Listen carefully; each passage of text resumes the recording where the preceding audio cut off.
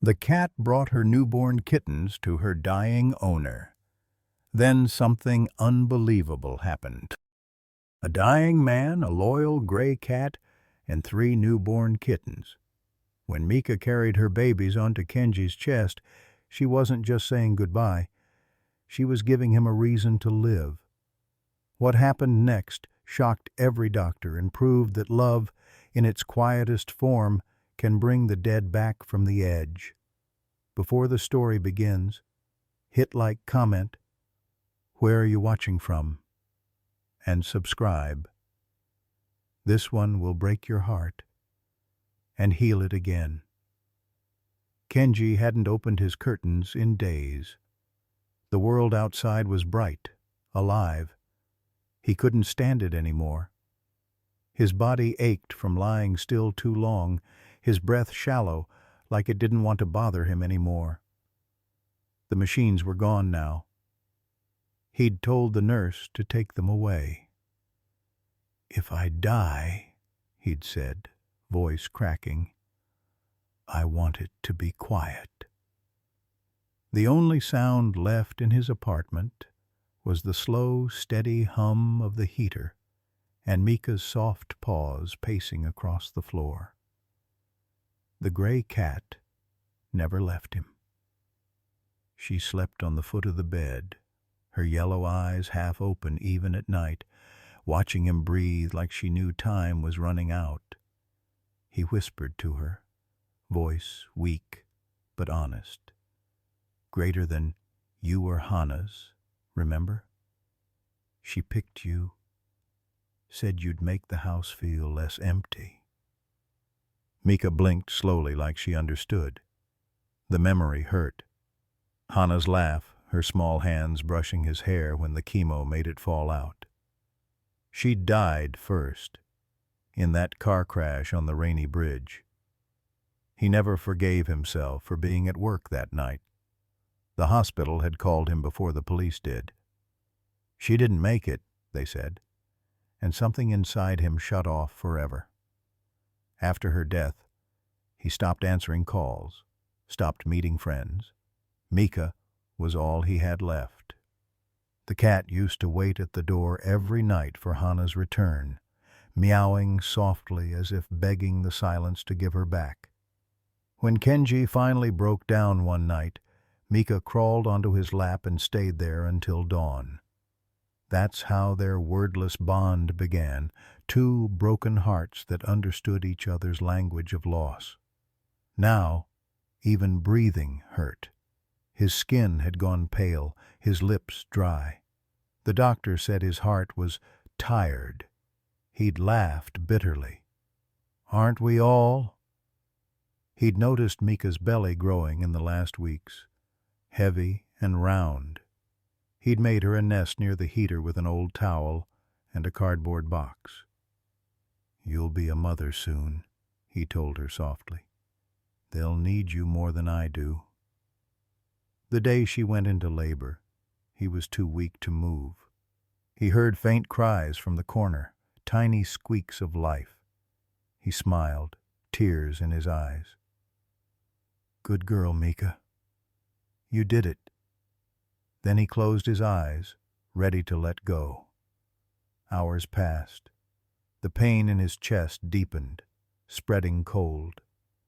He thought it was the end, until something warm pressed against his neck.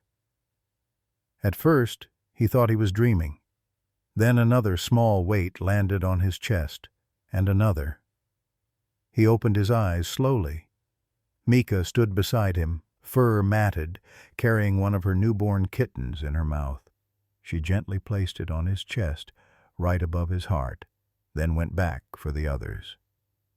"Mika, what are you doing?" he croaked, voice barely a whisper. She returned, placing the last kitten on him, then climbed up carefully and rested her paw on his shoulder. Her purring was soft but deep, a low vibration that filled the silence. The kittens squirmed and pressed closer to his warmth, tiny breaths sinking with his failing heart. Kenji's throat tightened. You brought them to me?" his eyes filled with tears that wouldn't stop. "You think I'm still worth saving?" He tried to move his hand, but couldn't. His fingers trembled, barely brushing the beige kitten's back. "They're beautiful." "You did it, Hannah. You'd love them." His voice cracked at his wife's name. "You'd love them so much." Mika stared at him, her paw still on his chest. She didn't meow. She just looked, like she was watching him for the last time. "Greater than, don't do that," he whispered weakly. "Don't look at me like you know something I don't." His breathing hitched. The pain in his chest pulsed harder, but the warmth of the kittens on him made it bearable. Their tiny bodies moved with each of his shallow breaths. For the first time in weeks, he felt life, soft, real, fragile, resting right on top of his dying heart. A faint smile crossed his face. "Guess you didn't want me to go alone, huh?" He closed his eyes, exhausted. The world faded in and out. Mika's purring filled the gaps between his heartbeats. Her paw never left his shoulder. When the nurse arrived later, she froze in the doorway. The man was still breathing, barely, with 3 tiny kittens sleeping on his chest and a mother cat guarding him like a soldier. The nurse, Yuki, froze at the doorway. For a second she thought Kenji had passed, until she noticed his chest rise faintly under the sleeping kittens. Mika sat beside him, eyes half closed but alert, her paw still resting on his shoulder like a silent promise. Yuki's voice trembled. "Kenji-san? Can you hear me?" No answer, just the soft hum of the heater and the faint chorus of purrs. She hurried closer, fumbling for her stethoscope. His pulse was erratic, faint, but stubborn. He's still here," she whispered, disbelief tightening her throat. She reached for her phone, calling the ambulance. As she spoke, Mika suddenly hissed, a deep, warning growl. Yuki froze mid-dial. The cat's body arched protectively over Kenji's chest, tail puffed, eyes blazing. She wasn't attacking. She was guarding. "Shh, Mika. It's me." "I'm trying to help him," Yuki murmured softly, lowering her tone. But Mika didn't move. Only when Kenji made a faint sound, a wheeze, maybe a whisper, did the cat's body ease. "Mika." His voice was dry as paper. "Don't leave them." Tears blurred Yuki's eyes. "He's fighting," she said half to herself. "He's actually fighting." The paramedics burst in minutes later, startled by the sight. A man barely alive, covered in kittens, guarded by a gray cat refusing to step aside. "Sir, we need to move him," one said, but Mika's growl filled the room. It wasn't loud, but it stopped them cold. Yuki crouched beside her. "Let her come," she said quietly. "She's the reason he's still breathing." They lifted Kenji gently, keeping the kittens on his chest as long as possible. Mika followed, meowing anxiously as the stretcher rolled down the hall. When they tried to shut her out of the ambulance, she leapt inside before anyone could stop her. At the hospital, chaos blurred into routine. Machines beeping, nurses shouting, doctors calling codes. Yuki stood outside the ER door, clutching the carrier Mika had been placed in. The cat pressed her face against the bars, eyes locked on the swinging doors. She hadn't made a sound since arriving, only that steady, low purr, like a heartbeat waiting for an answer. Hours passed. When the doctor finally stepped out, he looked shaken. "You said he was terminal?" "Yes," Yuki replied. "End-stage heart failure." He was supposed to be gone by now. The doctor rubbed his temple. Then explain this to me.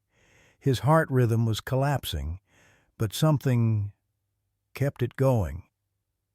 The readings stabilized just before he arrived. Body temperature rose by 3 degrees in under 10 minutes. That's impossible for a patient in that condition. Yuki looked down at Mika's carrier. He wasn't alone, she said softly. She put her newborns on his chest. They were still warm when I got there. The doctor frowned. You're saying body warmth saved him? She shook her head. Not just that. It was the purring. Vibrations from cats have therapeutic frequency. There's research. Maybe it calmed his heart rhythm. Maybe it was love. I don't know. But he's alive. 3 days later, Kenji woke up. His chest ached with wires and patches, but he was breathing. When he turned his head, he saw Mika curled at the foot of the hospital bed, 3 tiny kittens nestled in a towel beside her. He blinked, dazed. You followed me? Mika's tail flicked lazily, eyes half open. She meowed once, short, certain. A nurse smiled from the doorway. She refused to eat until we brought her here. Security gave up trying to stop her. I think she's your guardian now. Kenji laughed weakly, the sound breaking halfway. Guess she kept her promise. The kittens stirred, their tiny bodies moving like ripples of life. He reached out, touching the smallest one with trembling fingers. You saved me, didn't you? He whispered. All of you. For the first time in months, he felt something warm, not just physical heat, but the quiet ache of being wanted by something alive. Weeks passed. Kenji's condition improved faster than anyone predicted. The doctors called it anomalous recovery. He called it Mika. Every morning, she climbed onto his chest, purring softly, while the kittens tumbled around. He joked that they were doing heart therapy, but time had its price. A few months later, Mika grew weaker. Her breathing slowed, her appetite vanished. The vet said it was kidney failure, common in older cats. Kenji held her every night, whispering the same words he'd once said to Hana. You don't have to stay for me. You've done enough. The day she passed, he buried her beside Hana's favorite tree in the courtyard. The kittens, now playful and strong, sat beside the grave until dusk. Kenji never remarried. He didn't need to. The kittens became his family. Each had a name from Hana's poetry book, Aki, Sora, and Yume. And every night one of them, always Yume, the smallest gray one, climbed onto his chest before he slept. She'd curl up in the exact same spot her mother had chosen that night, right above his heart, and purr until he drifted off. He used to wonder what unbelievable meant when people wrote about miracles. Now he knew. It wasn't thunder or light. It was soft fur, tiny paws, and a heartbeat refusing to quit. Sometimes, when the light from the heater flickered just right, he could almost see her shadow sitting by the bed again, guarding him still.